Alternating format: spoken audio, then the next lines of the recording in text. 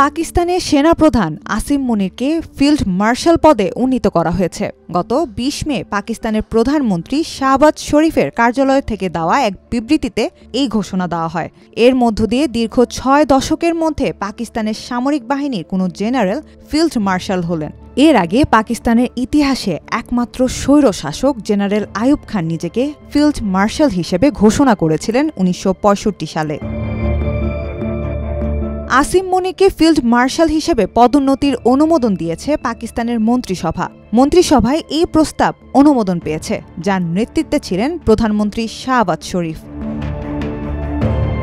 সরকারি বিবৃতিতে বলা হয়, জাতীয় নিরাপত্তা নিশ্চিত করা এবং শত্রুকে পরাজিত করার ক্ষেত্রে জেনারেল আসিম মুনিরের কৌশলগত প্রজ্ঞা ও সাহসী নেতৃত্বের স্বীকৃতি হিসেবে তাকেই পদোন্নতি দেওয়া হয়েছে। গত ২০ মে পাকিস্তানের মন্ত্রিসভা আসিম মুনিরকে ফিল্ড মার্শাল পদোন্নতির অনুমোদন দেওয়ার পর তিনি বলেছেন, এটি শুধু আমার ব্যক্তিগত নয়, বরং পুরো দেশ এবং পাকিস্তানের সশস্ত্র বাহিনীর জন্য একটি সম্মান। এছাড়া বিমান বাহিনীর প্রধান হিসেবে এয়ার মার্শাল জহির আহমেদ বাবর সিদুর দায়িত্ব পালনের মেয়াদ বাড়ানোর সিদ্ধান্ত নিয়েছে মন্ত্রিসভা। ২০২২ সালের নভেম্বরে আসিম মুনির পাকিস্তানি সেনাপ্রধানের দায়িত্ব গ্রহণ করেন।